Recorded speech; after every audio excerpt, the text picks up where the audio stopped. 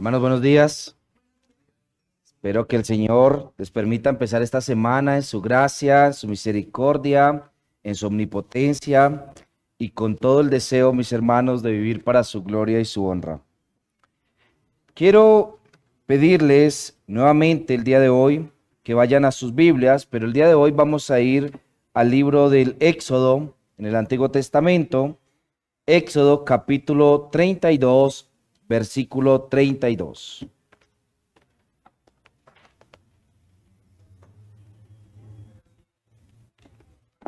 Éxodo capítulo 32.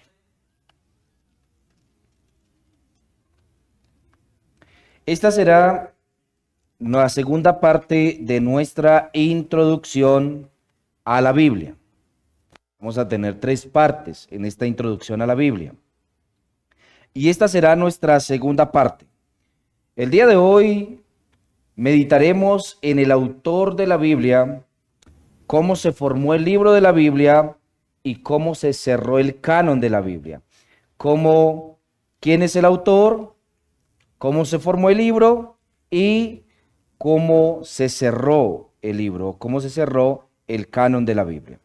Así que lea por favor conmigo en Éxodo, en el capítulo número 32, versículo número 32, y luego no lo cierre porque volveremos allí, ¿no? Éxodo 32, versículo 32. Escuche lo que dice Moisés. Déjeme leerlo desde el 31. Entonces volvió Moisés a Jehová y dijo: Te ruego, pues este pueblo ha cometido un gran pecado, porque se hicieron dioses de oro.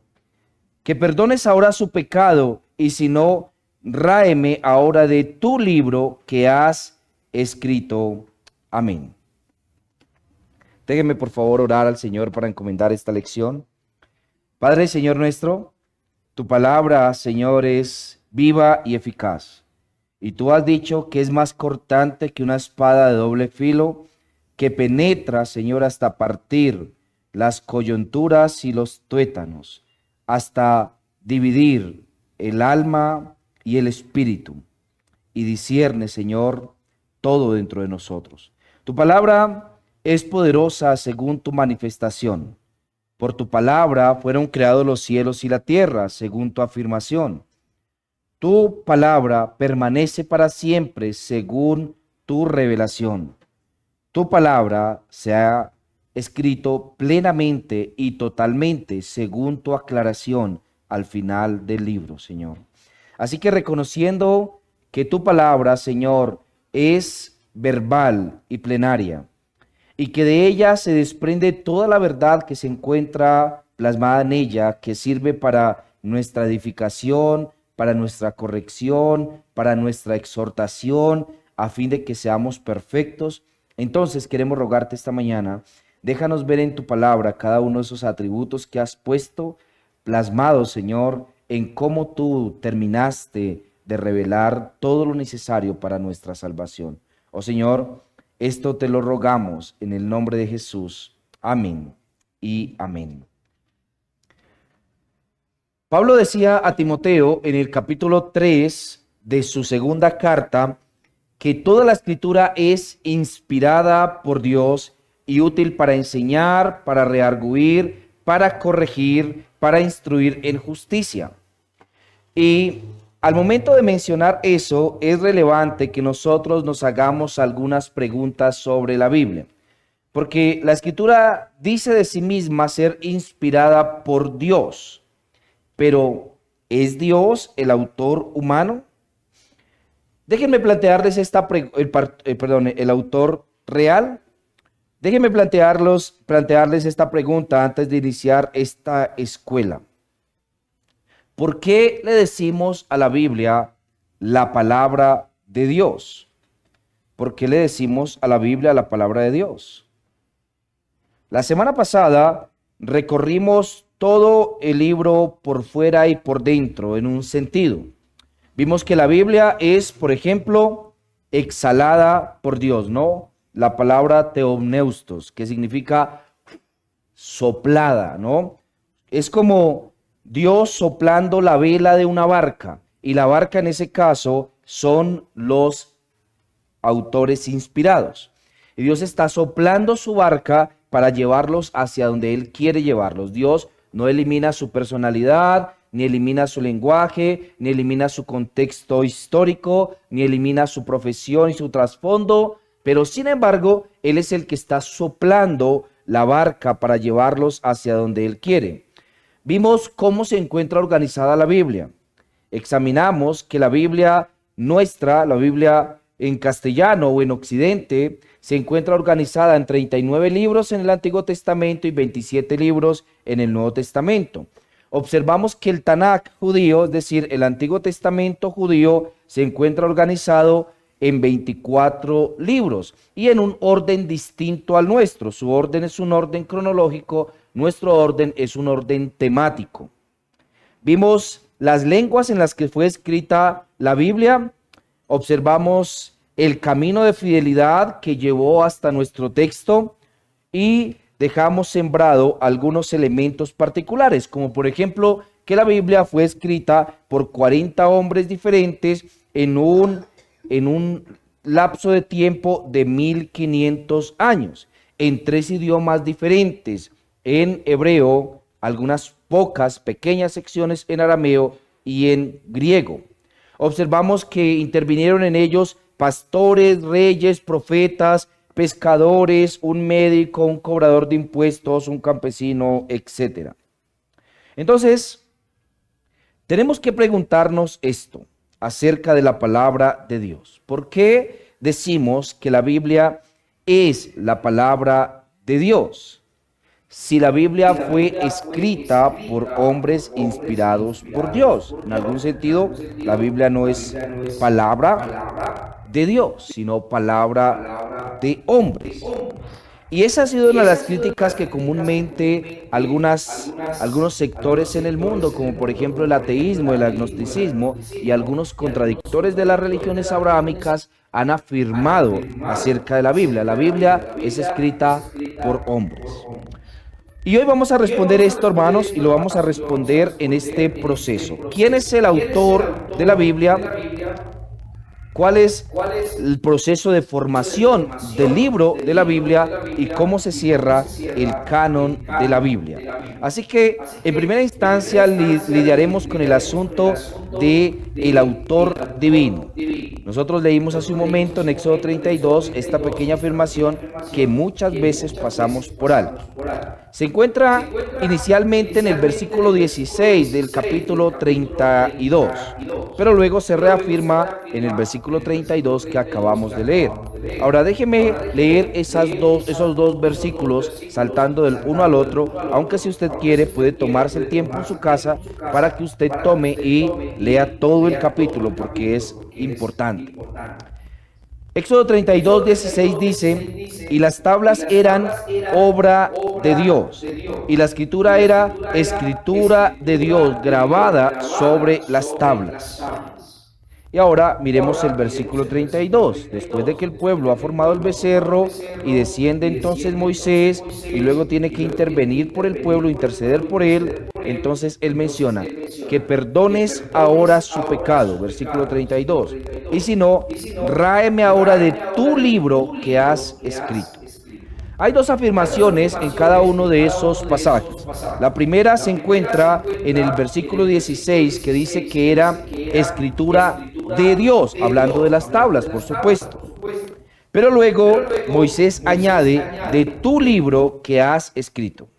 En su contexto, ese libro es el registro de los que viven delante de Dios, el libro de la vida. Pero fíjense en lo que Moisés da por sentado sin que nadie le haya dicho, de tu libro que has escrito.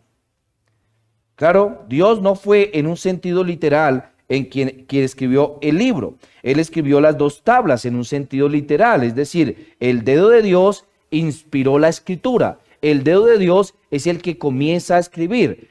El proceso de que la palabra de Dios no se transmita de manera oral, o por sueños o por profecías, sino de manera escrita, lo inicia Dios, lo encabeza Dios. Dios es el primero que escribe. Y luego Dios manda a Moisés a que escriba en un libro, capítulo 34, versículo 16. Escuche lo que dice. Dice, o tomando de sus hijas para sus hijos, harán fornicar. Ok, creo que me equivoqué en el pasaje. 34, 16. Pero perdón. Creo que me equivoqué, fue en el libro. No es el libro de Éxodo, sino de Isaías. Déjeme leer, por favor, el pasaje. Isaías, capítulo 34, versículo 16. Escuche lo que dice. Inquirid en el libro de Jehová y leed si faltó alguno de ellos. Ninguno faltó con su compañera, porque su boca mandó y los reunió su mismo espíritu. Según la afirmación de Isaías, es el libro de Jehová. Y él dice, inquirid en el libro de Jehová. Entonces, para Moisés, Dios tiene un libro. Ese libro que Moisés ha escrito no es su libro. En ningún lado de la Biblia se nos menciona esto como propio de Moisés, sino que este es el libro de Dios, escrito por Moisés. La Biblia no se presenta como el libro de Israel sobre Dios, por ejemplo, es decir, lo que Israel escribió sobre Dios, sino que la Biblia se presenta como el libro de Dios entregado a Israel. Dios es el primero que escribe. Y aquí viene algo que casi nunca notamos. ¿Saben, hermanos, ustedes cuál fue la primera escritura inspirada de la historia? ¿Cuál fue la primera escritura inspirada de la historia?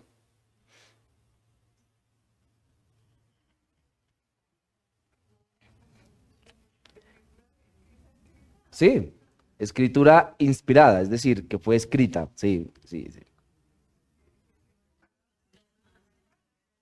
Las tablas de la ley, ¿cierto? Las dos tablas. Y yo sé que eso puede sonar un poco a discusión y vamos a verlo un momento debido a la afirmación de la inspiración del libro de Job. ¿Quién escribió el libro de Job? Si el libro de Job se escribió antes de las dos tablas, entonces la primera escritura inspirada sería de Job. Y vamos a ver la discusión en un momento. Pero déjeme por ahora señalar que la primera escritura inspirada de la historia son las tablas de la ley. Mire lo que dice Éxodo 31, 18. Y dio a Moisés, cuando acabó de hablar con él en el monte Sinaí, dos tablas del testimonio, tablas de piedra escritas con el dedo de Dios. Y déjeme preguntarle algo. Lo vimos hace 8 días brevemente. ¿Qué significa la palabra testimonio? ¿Qué significa la palabra testimonio? Lo vimos haciendo una pequeña maniobra lingüística, es decir, observando las transiciones desde el comienzo hasta el final de una palabra particular, de la palabra testamento, ¿cierto? ¿De dónde viene la palabra testamento? La palabra berit, que es una palabra en lengua hebrea, en lengua hebrea, que es la misma palabra utilizada aquí para testimonio. Entonces, la palabra testimonio, testamento, berit, pacto, alianza, son la misma. Estas provienen de la palabra berit, es decir, que Dios dio a Moisés las dos tablas del pacto, tablas de piedra escritas con el dedo de Dios. Y esa es una sección literal de la Biblia, es decir, se encuentra dentro de la parte narrativa de la Biblia. No está hablando en un sentido figurado de Dios escribiendo con su dedo como si no hubiera ocurrido. No, es una sección literal. Dios escribió literalmente con su dedo sobre las tablas. Y claro, hay un sentido de dificultad allí porque Dios no tiene dedos, ¿cierto? Pero lo que nosotros observamos en la escritura de Moisés es que al menos de alguna forma él observó que la propia mano de Dios fue la que escribió sobre las dos tablas de piedra.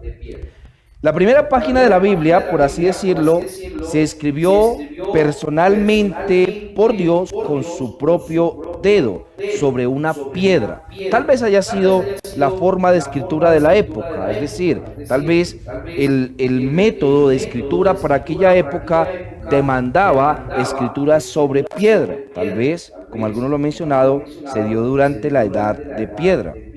Después Dios delegó la pluma. Dios le manda a Moisés a hacerlo. Mira lo que dice Éxodo capítulo 34, ahora sí, versículo número 27. Y Jehová dijo a Moisés, escribe tú estas palabras, porque conforme a estas palabras he hecho pacto contigo y con...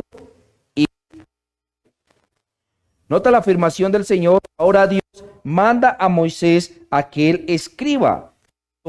Hermanos, Dios le delegó a Moisés la escritura, nunca la autoría. Es decir, el autor de la Biblia o de esos textos de la Biblia no es Moisés, él es el escritor, el autor es Dios. La iniciativa de tener un libro no fue de un hombre, es decir, no fue Moisés diciendo qué chévere sería escribir esto en un libro. No, la iniciativa fue de Dios y la firmó con su propio dedo, escribiendo al principio en él. Entonces, déjeme darle un pequeño repaso de lo que vimos ahora y de lo que vimos la semana pasada. La semana pasada dejamos dos anclas puestas en la doctrina de la inspiración. Hoy solamente vamos a pasarlas brevemente. Recuerden qué es lo que significa la palabra teopneustos, que se encuentra en 2 de Timoteo 3:16. Significa, ¿cómo? Inspirada, la traduce por ejemplo la Reina Valera. Otras Biblias la llaman como soplar. Algunas Biblias la traducen literalmente como exhalar, ¿no? Como exhalar, exhalada por Dios. El texto mismo, no solamente sus autores, es exhalación de Dios. Dios exhaló el texto, ¿sí? No lo exhalaron los autores, lo exhaló Dios. ¿Recuerda la imagen del barco que mencioné hace un momento? Dios exhalando, llevando por su espíritu el barco hacia donde Él quiere que vaya. Y eso ya lo teníamos de la semana pasada. Pero ¿qué le añadimos el día de hoy? Bueno, tenemos que pensar en esto. La conciencia de los propios escritores. ¿Sabían los escritores lo que hacían? ¿Sabían los escritores de quién eran esas palabras? Por ejemplo, David en sus últimas palabras escribió esto. El Espíritu de Jehová ha hablado por mí, y su palabra ha estado en mi lengua. Lo registra Samuel en su segundo libro, capítulo 23, verso 2. Jeremías, en su llamamiento, dijo, he aquí he puesto mis palabras en tu boca. Y miles de veces, literalmente miles, los profetas encabezaron sus mensajes diciendo, así dice Jehová. El libro entero, hermanos, está firmado por un único autor. El único autor es Dios. Ahora pensemos en cómo decidir esto, dónde se encuentra la carga probatoria. Normalmente la gente vuelve hasta Cristo. En Mateo capítulo 5, versículo 18, Cristo dijo esto. Esto es el Sermón del Monte. Y él dijo, ni una jota, ni una tilde pasará de la ley hasta que todo se haya cumplido. Y nosotros dijimos la semana pasada que esa palabra tilde era la palabra yod, la letra yod, más bien, la letra yod en el hebreo, que es una pequeña comilla, un pequeño apóstrofe encima de la letra. Es como una tilde nuestra, por eso se traduce a veces como ni una jota ni una tilde, porque es como una tilde nuestra. Y es un pequeño apóstrofe, y Cristo dice que ni eso pasará de la ley hasta que todo se haya cumplido. Este es el argumento de la escritura como inspirada verbalmente, es decir, palabra por palabra. Dios no solamente inspira ideas, Él inspira palabra por palabra. Cada palabra inspirada por Dios es importante. Y también dice Juan, capítulo 10, verso 35, que la escritura no puede ser quebrantada. Mateo en el capítulo 22, verso 31 dicen, cuando Cristo está citando un texto, ¿no? Dice, ¿no habéis leído lo que os fue dicho por Dios? ¿Notan la afirmación? Parece ligera, pero piensen un poco en la afirmación de Cristo. ¿No habéis leído lo que fue dicho por Dios? No es el autor humano el que está diciendo eso. Es el autor divino el que está diciendo eso. Y así es como nosotros tenemos que tratar hoy en día. Lo mismo nos pasó con los apóstoles. Los apóstoles heredaron esa misma ecuación. El Antiguo Testamento pone las palabras del narrador y coloca las palabras del narrador también como palabras de Dios. El Nuevo Testamento dice, Dios dijo. Donde el Antiguo Testamento, hermanos, dice que habló Dios, Pablo escribe que es la Escritura. Entonces, en Romanos capítulo 9, versículo 17, se nos menciona a la Escritura como autoría divina. La ecuación funciona en dos direcciones y es obvia. Escritura igual palabra de Dios. Palabra de Dios igual Escritura. Nada es palabra de Dios si no está escrito, si no hace parte de la Escritura. Y ese es el peligro de los falsos profetas de nuestros días que dicen, Dios me dijo, pero no está en la Escritura. Entonces, toda la Escritura es inspirada por Dios, proviene de Dios, es exhalada de Él. Escritura igual, palabra de Dios. Palabra de Dios igual Escritura. Entonces, esto se nos dice respecto de la Escritura. La Escritura dice, entonces Dios dice. Por ejemplo, pensemos en el Antiguo Testamento y cómo lo cita el Nuevo Testamento. En Génesis capítulo 2, verso 24, se nos menciona algo que se nos repite en Mateo 19, verso 4 y 5. Moisés escribió en el Antiguo Testamento, hablando justamente del matrimonio, y dice, ¿no habéis leído que en el principio varón y hembra los hizo? Y dijo, entonces dejará el hombre a su padre y a su madre, se unirá a su mujer y serán una sola carne. El Nuevo Testamento dice que Dios dijo. En el Salmo, capítulo 2, verso 1 y 2, que se menciona como el Salmo de David, el Nuevo Testamento lo cita como David. Dice, por boca de David, tu siervo, dijiste. ¿Nota la afirmación? ¿Quién fue el que dijo por boca de David? Dios dijo por boca de David. Así que le atribuye a David el Salmo 2 y dice que Dios fue el que dijo en lo que el Antiguo Testamento realmente dijo David. El Salmo 95, versículos 7 al 11, leemos esto. Déjenme por favor leerlo literalmente.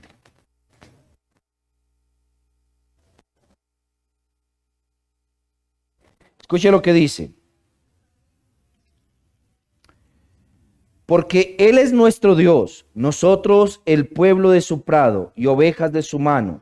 Si oyeres hoy su voz, no endurezcáis vuestros corazones como en Meriba, como en el día de Masac en el desierto, donde me tentaron vuestros padres, me probaron y vieron mis obras. 40 años estuve disgustado con la nación. Y dije, pueblo es que divaga de corazón y no han conocido mis caminos. Por tanto, juré en mi furor que no entrarán en mi reposo. En esta afirmación, el Nuevo Testamento, en Hebreos 3, capítulo 7, se nos dice que quien mencionó eso fue el Espíritu Santo. Hebreos 3, 7. Como dice el Espíritu Santo. Mira lo que dice el texto. Por lo cual, como dice el Espíritu Santo, si oyereis hoy su voz, no endurezcáis vuestros corazones como en Meriba o como en la provocación. Pero el Antiguo Testamento fue o atribuyó la escritura de ese salmo particularmente a David. Bueno, según algunos, no vemos en el título del Salmo particularmente su autor. Sin embargo, Hebreos le atribuye a ese Salmo la autoría del Espíritu Santo. Es el Espíritu Santo quien lo dijo. Éxodo capítulo 9, versículo 16, allí Dios habla a Faraón. Pero el Nuevo Testamento, en Romanos 9, capítulo 17, nos dice, la Escritura dice a Faraón, ¿no? Porque la Escritura dice a Faraón. Pero en el Antiguo Testamento, en Éxodo 9, 16, leímos que Dios dijo a Faraón. Así que vemos esta connotación. También pasa lo mismo en Génesis capítulo 12, verso 3. Dios habla a Abraham en el Antiguo Testamento. Pero en el Nuevo Testamento, en Gálatas 3, versículo 8, se cita diciendo la Escritura dio de antemano la buena nueva a Abraham. Entonces, el Nuevo Testamento dice que quien dijo fue la Escritura. El Antiguo Testamento dice que quien lo dijo fue Dios. El punto es este. El Antiguo Testamento muestra, por ejemplo, las palabras del narrador diciendo cosas. El Nuevo Testamento dice que quien lo dijo fue Dios. O el Antiguo Testamento dice que quien lo dijo fue Dios y el Nuevo Testamento dice que quien lo dijo fue la Escritura. Así que el punto es que la Escritura y Dios son exactamente lo mismo. Donde habla la Escritura, Dios es el que habla. Donde Dios habla, habla la Escritura. Ambas cosas están necesariamente. Por lo cual podemos afirmar que el autor es uno, es un solo autor, aunque hay muchos escritores. Entonces, vamos a negar aquí lo que vimos la semana pasada, cuando dijimos que la escribieron muchos hombres, 40 hombres en total. No, de ninguna manera, hermanos. La inspiración no fue un dictado a secretarios en trance. ¿Cómo fue la inspiración de la Escritura? La inspiración de la Escritura toma toda la persona del escritor humano. Toda la persona implica su personalidad, sus recuerdos, sus experiencias, sus características culturales, su profesión u oficio. Toma todo eso y utiliza todo eso para escribir lo que Dios es quien ha inspirado. Por ejemplo, Lucas afirma en Lucas capítulo 1, versículo 3, y luego nuevamente en Hechos, en el capítulo 1, afirma que la forma en la que Lucas escribe el texto inspirado es mediante la investigación. Lucas investigó, dice, que lo hizo con diligencia todas las cosas, la investigó con diligencia todas las cosas y luego lo confiesa. Él dice, me ha parecido también a mí, después de haber investigado con diligencia todas las cosas desde su origen, escribírtelas por orden, oh excelentísimo Teófilo. Así que Lucas escribe inspirado por el Espíritu Santo, utilizando como método la investigación de los hechos. David canta, por ejemplo, como poeta, ¿no? Él canta como poeta, pero esos son canciones inspiradas. Aquí eran investigaciones inspiradas. Aquí son canciones inspiradas. Amós habla como hombre de campo. Pablo argumenta como un rabino judío. Dios, entonces, hermanos, no borró los estilos, los había formado de antemano. Como dice Jeremías, antes que te formase en el vientre te conocí, te di por profeta a las naciones. Piensen, hermanos, aquí en un gran compositor y un coro de 40 voces, una coral en una iglesia que tiene 40 voces.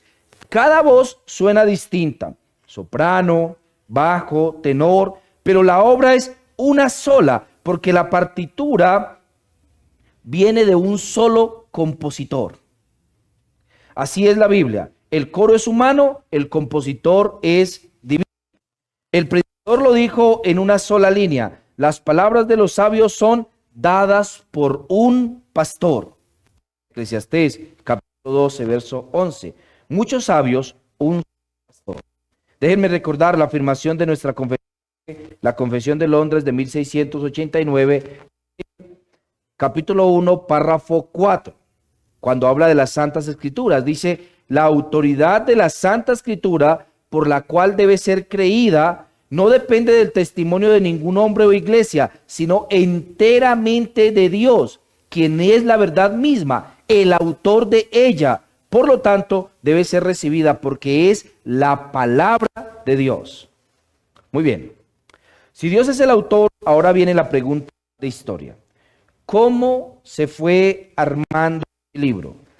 Porque la Biblia no cayó del cielo de repente así nada. No nos pasó como con el libro del Mormón y las famosas tablas de oro escritas por el ángel Moroni, o reveladas al menos por el ángel Moroni, para decir: aquí está todo escrito. Esto es todo lo que tienes que saber, ¿no? Así no pasó con la Biblia. La Biblia no llegó a nada. ¿Cómo se fue armando el libro? Porque la Biblia no cayó del cielo. Bueno, entonces vamos a buscar en el proceso de armado del libro de la Biblia.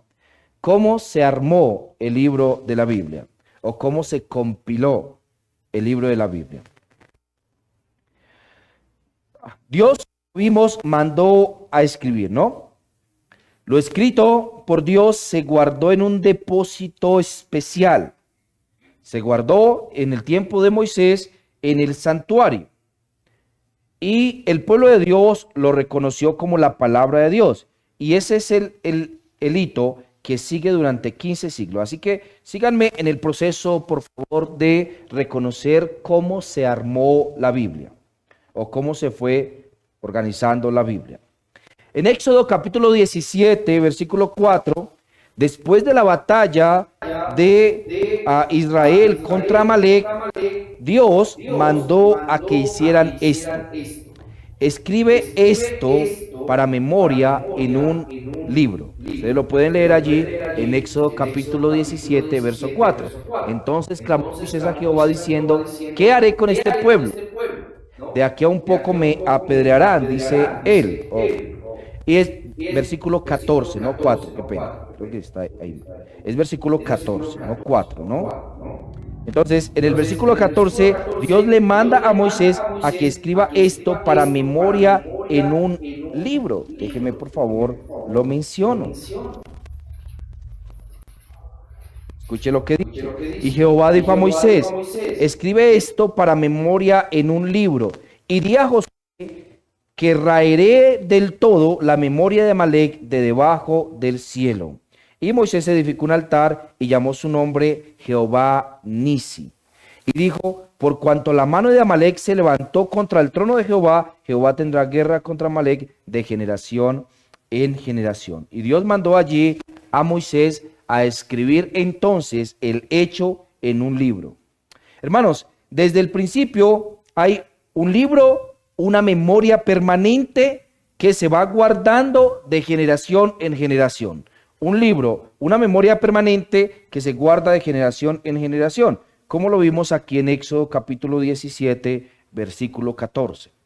En Deuteronomio, en el capítulo 31, versículo 24 al 26, dice esto: y cuando acabó Moisés de escribir las palabras de esta ley en un libro hasta concluirse, dio órdenes Moisés a los levitas que llevaban el arca del pacto, diciendo: tomad este libro de la ley y ponedlo al lado del arca del pacto de Jehová vuestro Dios, y esté allí por testigo contra ti.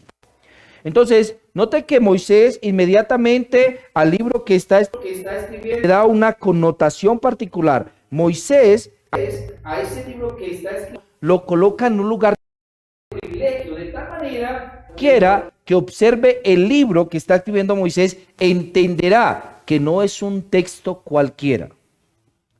Él no está hablando aquí de un prisma, no es aquí el código. Es un libro colocado en el lugar sagrado, al lado del arca del Señor. Y por ende, cualquier israelita que se acerca a ese texto, a ese libro, sabe que no es un libro cualquiera. Es un libro sagrado. Y eso es muy relevante para el resto del desarrollo de la palabra de Dios. Habían dos cosas. Dentro del arca se encontraba el libro escrito por el dedo de Dios, y fuera del arca se encontraba el libro inspirado por Dios. Recuerden que dentro del arca se encuentran las tablas de piedra escritas por el Señor, esas tablas de la ley. Y ahora, fuera del arca se encuentra el libro escrito por Moisés. El lugar más santo de la tierra fue la primera biblioteca de la palabra de Dios. ¿Nota eso? La primera biblioteca de la palabra de Dios se encontró en el lugar más santo del mundo. Y esto, hermanos, no es un detalle decorativo. Siglos después, en tiempos del rey Josías, el sacerdote Hilcías gritó en medio de la reconstrucción del templo: he hallado el libro de la ley en la casa de Jehová. Segunda de Reyes, capítulo 22, 8. ¿Dónde estaba el libro? Donde Moisés lo había dejado, en la casa de Dios. Y su descubrimiento encendió, como ustedes saben, la historia de Josías, un avivamiento nacional en Israel. Después de Moisés viene el segundo escritor humano. Este es el caso de Josué. Josué escribe en el mismo libro. Mire lo que dice Josué capítulo 24, verso 26. Y escribió Josué estas palabras en el libro de la ley de Dios. Josué, al final de su vida, toma el libro escrito por Moisés y ahora le agrega al libro escrito por Moisés, renovando el pacto con Dios en Siquem. No dice que Josué escribió un libro, dice que Josué escribió en el libro. El libro de Moisés siguió creciendo. El siguiente siervo autorizado por Dios añadió su parte al mismo volumen en el mismo archivo del santuario, que fue Josué, ¿no? Y así funciona todo el compendio. El libro va creciendo por adición autorizada. El libro va creciendo por adición autorizada. La tradición judía dice incluso que fue Josué quien escribió los últimos versículos de Deuteronomio, los que cuentan la muerte de Moisés, ¿no? Usted sabe, Moisés no pudo haber escrito esa parte porque ya estaba muerto, ¿no? Muerto el escritor, sin embargo, el libro sigue porque el siguiente autor entiende que tiene que darle continuidad a la historia de Moisés. Luego déjeme aquí dar una discusión antes de irme acerca del libro de Job. El libro de Job normalmente se conoce como el primer libro escrito de la Biblia, y creo que fue así. El asunto es quién fue el escritor de ese primer libro escrito de la Biblia. Y Job nos da algunos elementos importantes. Déjenme, por favor, mencionarles este pasaje. Se resalta en el libro de Job, en el capítulo 19, versículo 23 al 25. Escuche lo que dice en Job 19, 23 al 25. ¿Quién diese ahora que mis palabras fueran escritas? ¿Quién diese que se escribiesen en un libro, que con cincel de hierro y con plomo fuesen esculpidas en piedra para siempre? Yo sé que mi Redentor vive y al fin se levantará sobre el polvo. Y ese es un pasaje grandioso del libro de Job. Job está pidiendo que sus palabras sean escritas y está pidiendo además que quede plasmado esto que es la continuidad. Yo sé que mi Redentor vive y al fin se levantará sobre el polvo. Y ahora esto es relevante por quién sería el autor de este libro, o el escritor de este libro de Job. Job pidió que sus palabras quedasen allí escritas y mira, estamos leyendo hoy el libro de Job. Sus palabras fueron escritas.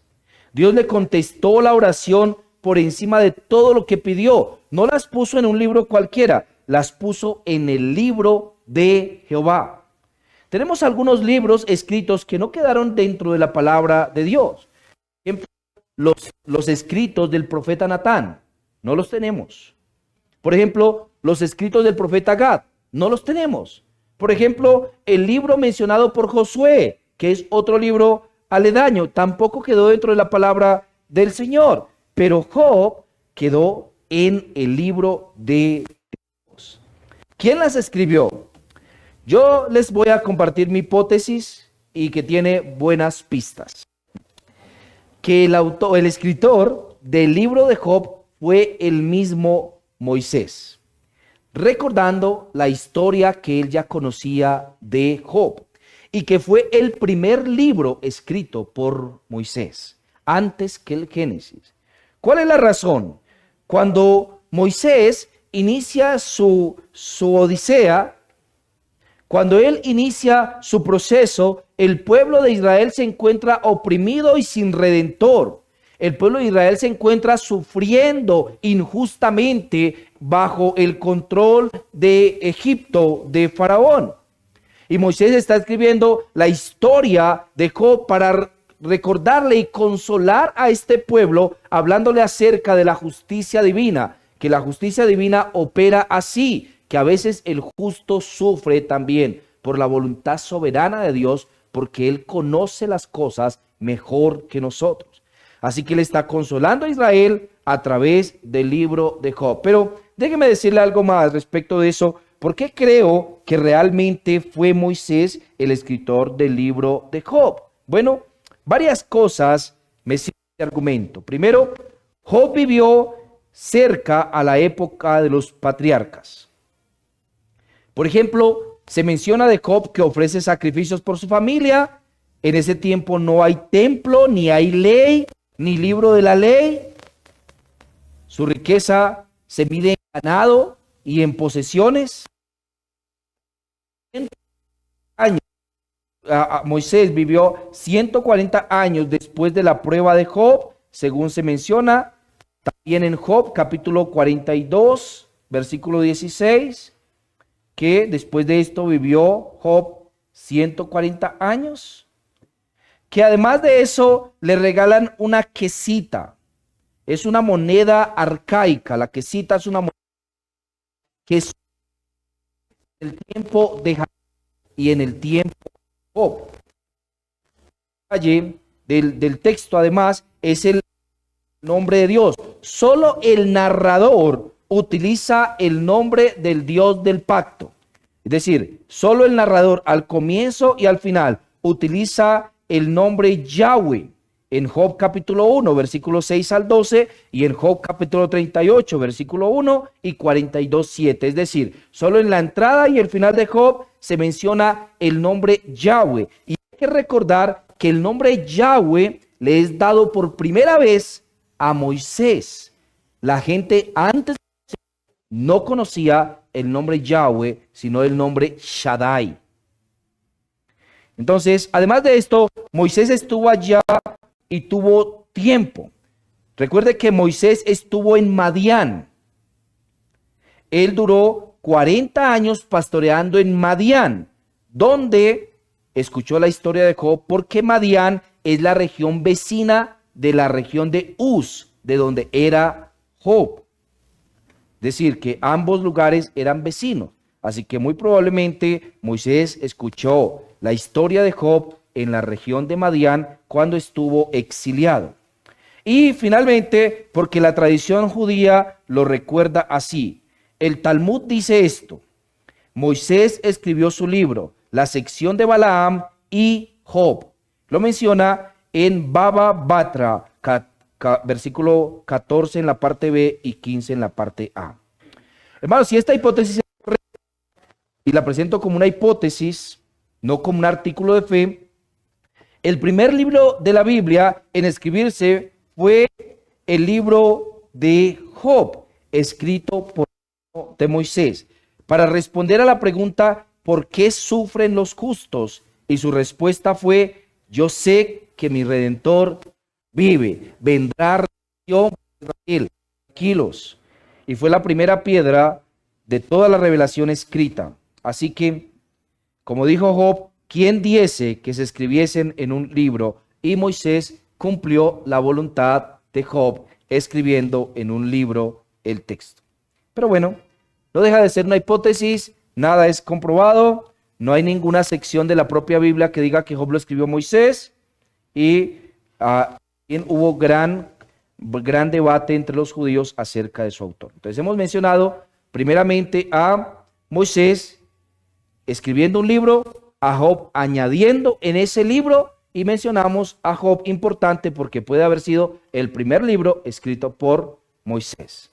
Pero después de que Josué escribió en el libro, el siguiente en escribir en el libro es Samuel, a quien se le atribuye la autoría del libro de los jueces y del libro de Ruth y el libro de Samuel también, hasta que ocurre lo mismo que con Moisés. Samuel muere dentro de su propio escrito y el autor siguiente termina la historia, ¿no? Entonces dice Primera de Samuel, capítulo 10, verso 25, Samuel recitó luego al pueblo las leyes del reino y las escribió en un libro, el cual guardó delante de Jehová. Recuerda esa afirmación, delante de Jehová no es cualquier afirmación. Significa que la guardó en el mismo lugar donde estaba guardado el libro escrito por Moisés. Es decir, esta es una adición autorizada al libro de la Biblia. Entonces, ¿ven el ciclo completo otra vez?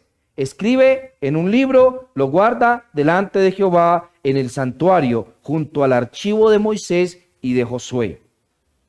La tradición añade que Samuel escribió Jueces, Ruth, y el propio libro de Jueces lo insinúa con un estribillo diciendo esto: en aquellos días no había rey en Israel, lo que supone que el escritor del libro de los Jueces ya vivía en una época cuando sí había rey en Israel. Solo escribe así quien vive bajo un rey, mirando hacia atrás. Y además de eso, el libro de Ruth termina con la genealogía de David.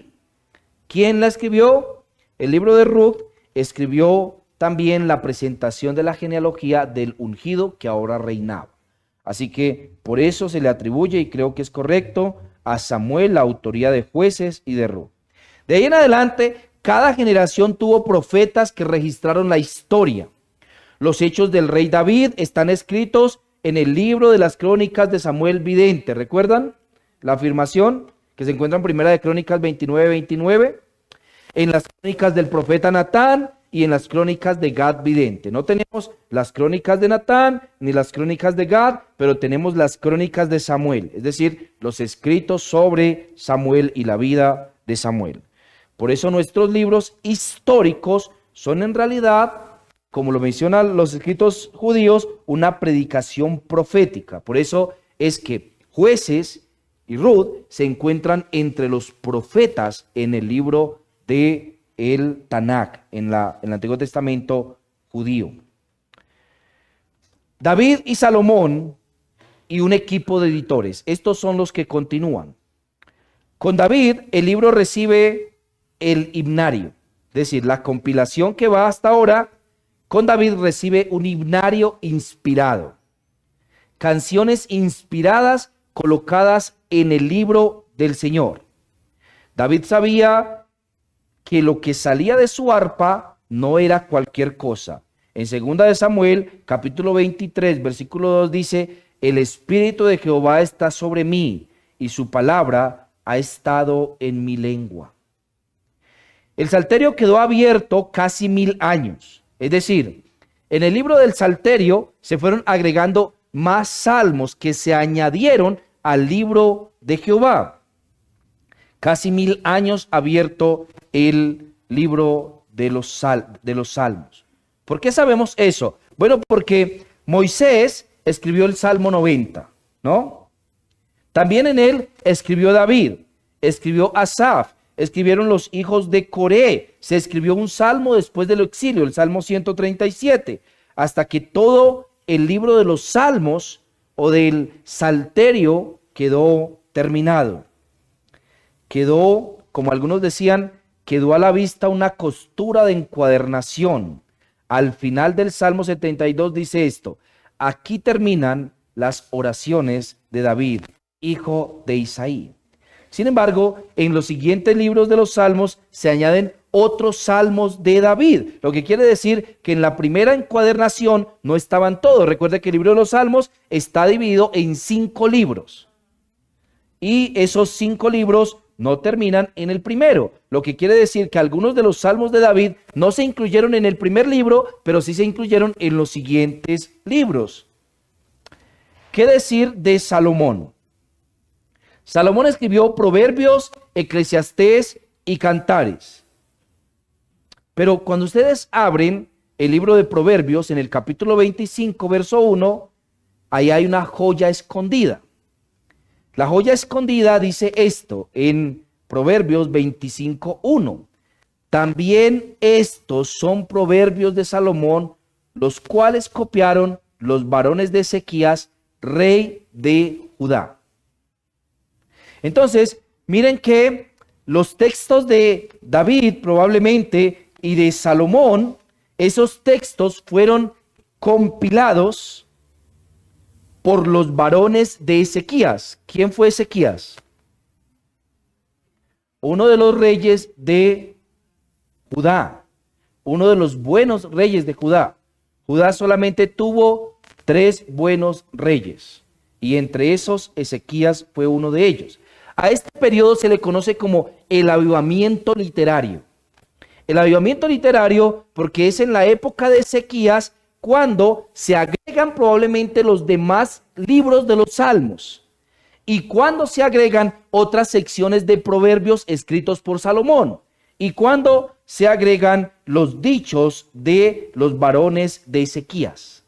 Así que allí hay una compilación de otros hombres, ¿no? Deténganse ahí, hermanos. Salomón murió 200 años antes de Ezequías. Y en la corte de Ezequías, quien fue el rey del avivamiento, ¿no? Hubo un equipo de escribas que copió, seleccionó y añadió proverbios de Salomón al texto inspirado. La Biblia ahí nos está mostrando una mesa de edición. Dios no solo inspiró autores, sino que también dirigió compiladores. Él elige compiladores de la Biblia. El compendio de la Biblia es obra de la misma providencia de Dios. Déjenme pasar rápidamente por los profetas. Y déjenme titular esta sección de la edición de los profetas como el libro que no pudo quemarse. A los profetas Dios les repitió la orden, ¿no? Ustedes lo saben. Escribe, ¿no? Escribe. Por ejemplo, a Habacuc en el capítulo 2, verso 2, se le dice, escribe la visión, regístrala en un libro para siempre, se le dijo a Isaías en el capítulo 30, versículo 8. Escribe en un libro todas las palabras que te he hablado, se le dice a Jeremías en el capítulo 30, versículo 2. Y Jeremías pasó algo que es, en Jeremías algo que es toda una parábola de toda la historia de la Biblia. Jeremías dictó las palabras de Dios a un escriba llamado Baruc, ¿no? Y el rollo llegó al palacio del rey Joacim. Ese tiempo era el tiempo de invierno, era el palacio de invierno. Y el rey estaba junto a la chimenea, junto a la brasa. Y en la medida que le leían el libro escrito por Jeremías, él lo iba recortando con un cortaplumas y lo iba tirando al fuego, ¿no? Y lo iba lanzando al fuego, columna por columna, lo iba lanzando al fuego hasta que lo quemó todo. Pero ¿saben qué pasó después? Entonces Dios le dijo a Jeremías en el capítulo 36, en el verso 32, le dice, vuelve y escribe el libro. Y ahora añádele estas palabras. El rey quemó el rollo volvió y con adiciones. Esto ha pasado, hermano, con cada hoguera de la historia. Cada vez que la Biblia se quema, de extinguir el fuego del furor por la voluntad de Dios y en su palabra, el celo vuelve con fuerza y vuelve reactivado. Esto para algunos de los, o para al menos uno de los ministros que nos sucedieron en el periodo anterior, que valientemente se paró en medio de la universidad y frente a toda la comunidad académica quemó la Biblia frente a todos. Oh, hermanos, si él leyera un poco más la historia, se daría cuenta que cada que es quemada, vuelve y con fuerza. Daniel, por ejemplo, en el tiempo de Daniel, reconocidos los libros del Antiguo Testamento ya. No hubo que esperar siglos ni concilios. En el tiempo de Daniel y ya en Babilonia ya se reconocían los libros del Antiguo Testamento como inspirados. Dice Daniel en el capítulo 9, verso 2, yo Daniel miré atentamente en los libros el número de los años de que habló Jehová al profeta Jeremías, que habían de cumplirse las desolaciones de Jerusalén en 70 años. Daniel tenía los libros, ya existía la colección y en ellos él ya podía leer a Jeremías, su contemporáneo, como si fuera la palabra de Jehová. El reconocimiento fue inmediato. Las ovejas conocen la voz de su pastor. Déjeme hablarle de Esdras y el silencio. Esdras y el silencio. Después del exilio babilónico, Dios levantó un tipo nuevo de siervos. Ni rey ni profeta, sino ahora aún escriba. Esdras, dice el texto en Esdras 7, 6 al 10, que Esdras, escriba diligente en la ley de Moisés, había preparado su corazón para inquirir en la ley de Jehová y para cumplirla y para enseñarla. Esdras tomó el libro, el texto del libro, y se paró frente a toda la plaza y toda la multitud, según nos cuenta Nehemías en el capítulo 8, frente a toda la plaza, y predicó frente a toda la plaza, mujeres, hombres y niños, la palabra de Dios, explicándoles lo que decía allí, aplicando lo que nosotros llamamos hoy en día predicación expositiva de la Biblia. Entonces, Esdras, capítulo número 7, versículos 6 al 10, y se recuerda esto en Nehemías, capítulo 8, versículo número 8. Algunos le han llamado a esto la gran sinagoga. Después de Malaquías hubo 430 años de silencio. ¿Y saben qué? Los judíos lo sabían, es decir, ellos sabían que el canon del Antiguo Testamento se había cerrado. ¿Por qué sabemos esto? Bueno, lo sabemos por el registro que se encuentra en Macabeos. En los tiempos de los Macabeos, que no es un libro inspirado, pero nos sirve para leer la historia, en los tiempos de los Macabeos guardaron unas piedras y ellos decían en Primera de Macabeos 4:46 que las guardarían hasta que viniese profeta. E incluso confesaron que el libro mismo de los Macabeos no era inspirado. Confesaron que no había profeta en Israel para esa época y que ellos no estaban escribiendo nada inspirado por Dios. El estante del Antiguo Testamento se había completado y todos lo sabían. Ahora déjeme terminar con el Nuevo Testamento y la promesa del aposento alto. Recuerde que Cristo no escribió ni una sola palabra de la Biblia, es decir, su propia mano no escribió ni una sola palabra de la Biblia, porque en el caso de Cristo, Él mismo es la palabra, según dice Juan en el capítulo 1, verso 1. Pero la noche antes de morir, Cristo dejó garantizado el Nuevo Testamento con una promesa a sus apóstoles. El Espíritu Santo os enseñará, dice él esto literal, como lo dice Juan capítulo 14, verso 26. El Espíritu Santo os enseñará todas las cosas y os recordará todo lo que os he dicho y os guiará a toda la verdad y os hará las cosas que habrán de venir. Y esto es algo grandioso, porque cuando lo leemos claramente, vemos aquí las tres direcciones. Las tres direcciones. Primero, los evangelios. ¿Qué hacen los evangelios? Nos recuerdan todo lo que Cristo ha dicho, ¿no? Eso lo hacen los evangelios, ¿no? Luego, las epístolas. ¿qué hacen las epístolas? Las epístolas nos guían a toda la verdad.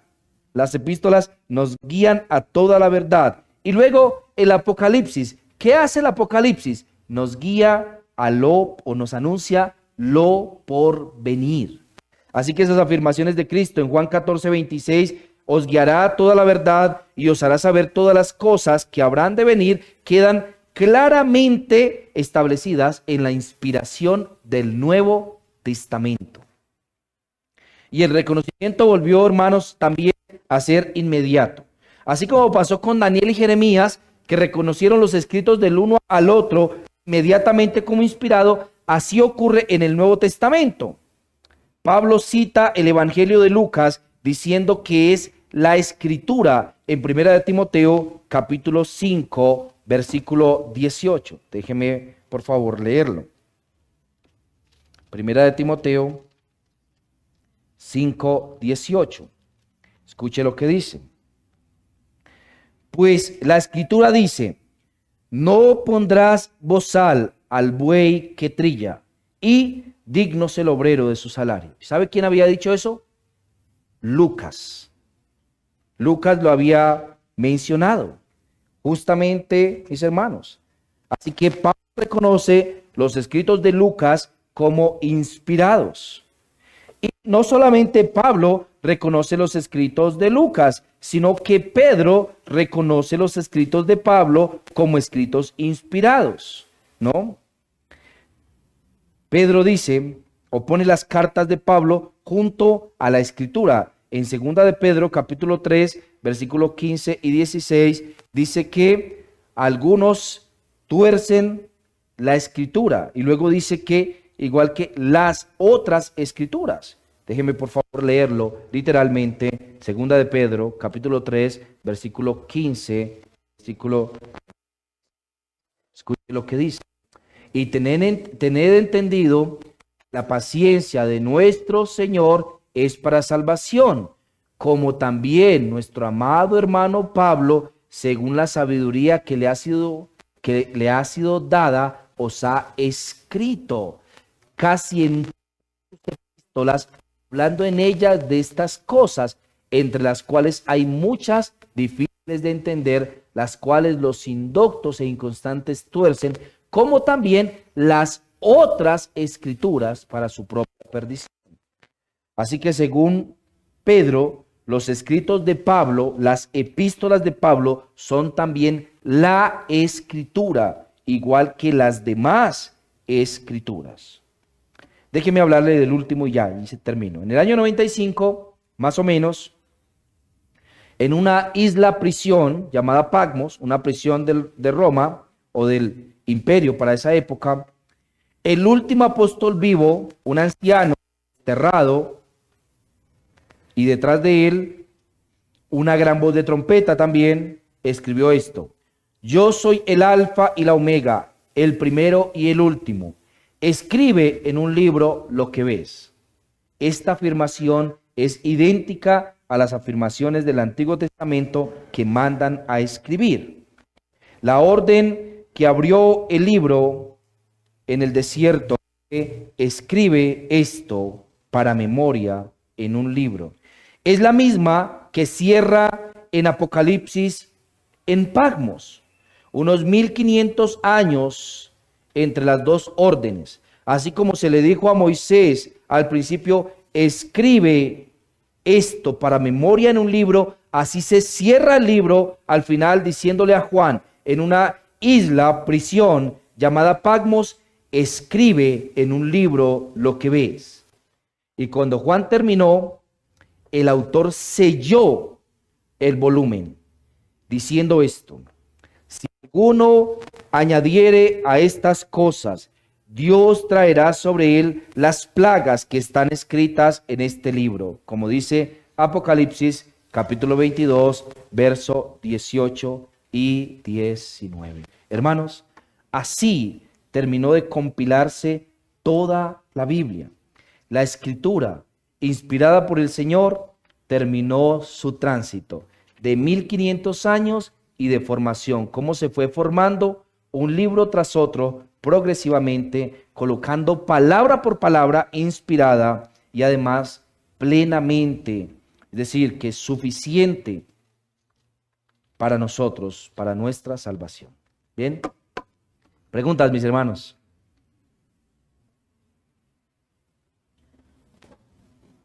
¿Todo clarísimo?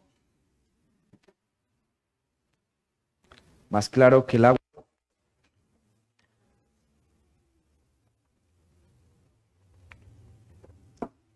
Déjenme preguntarles entonces a mí. Es importante que nosotros recordemos esto, porque si cada palabra está puesta allí por el Señor para cada época y para cada contexto, es importante que nosotros recordemos esto. La Biblia está compuesta por 66 libros. Recuerde la división de Isaías.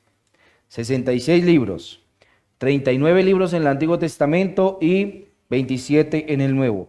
40 escritores distintos, un único autor divino, Dios, quien no elimina la personalidad, quien no elimina las vivencias, quien no elimina los recuerdos, quien no elimina la formación, el oficio, sino que los mantiene todos. ¿Para qué? Para dejarnos a nosotros lo necesario para nuestra vida. Por eso Cristo dijo esto, hermanos, no solo de pan vivirá el hombre. ¿Sabe por qué? Porque el pan terrenal, físico, no trae vida realmente al hombre. Él posterga su vida por un corto espacio de tiempo, pero no la mantiene. La comida física no da vida eterna a nadie. Por eso él dijo, trabajad, no por la comida que perece, sino por la comida que a vida eterna permanece. Esta palabra de Dios es vida para nosotros, es alimento a nuestras almas. Así que déjenme animarlos, hermanos. ¿De qué sirven nuestras Biblias guardadas en la mesa de noche o puestas sobre un atril a la puerta de nuestra casa? ¿De qué sirve, mis hermanos, nuestras Biblias en esas condiciones? Si no traerán alimento a nuestras almas. Si usted no lee la Biblia, la palabra de Dios, entonces, ¿cómo traerá vida eterna a su alma? ¿Cómo alimentará su alma para la eternidad si usted lo que hace es mantenerla allí? Es importante que nosotros la tomemos en serio, la leamos, la meditemos, la estudiemos. No una lectura fugaz, sino una lectura que mantenga en nuestra atención la composición del texto. Qué bueno sería que memorizáramos la Escritura. Que sepamos cómo se compone, cómo se estructura, quién escribió cada sección, para quién, en qué época, cuáles son los temas relevantes que trató, cuáles son las discusiones, cómo eso alimenta el todo. No solamente una lectura de la Biblia como un versículo mágico, un mantra hinduista o budista que traiga consuelo a nuestras almas, sino como un texto que trae vida a nuestras almas. Bien, hermanos. Entonces oremos al Señor, terminemos. Padre, déjanos darte gracias, Señor, gracias por tu palabra, porque tu palabra se ha formado, Señor, para nosotros. Y se ha formado trayendo consuelo a nuestras vidas, sabiendo que tú has inspirado, has hablado, para que nosotros hoy podamos conocer tu voluntad y conocernos a nosotros mismos. Nadie nos conoce como tú, nadie te conoce como tú mismo. Tú te conoces a ti mismo y nos das a nosotros a conocerte a través de tu palabra. Nosotros no nos conocemos ni a nosotros mismos, Señor, pero tu palabra nos revela claramente lo que hay detrás de tu inspiración. Señor, a ti sea la gloria por eso y agradecemos tu voluntad, Señor, y tu misericordia para con nosotros. En el nombre de Jesús. Amén. Bien, mis hermanos. Pueden subir al segundo piso, tomen aromática, cafecito, saluden a las personas y ya en un ratico nos volvemos nuevamente a ver.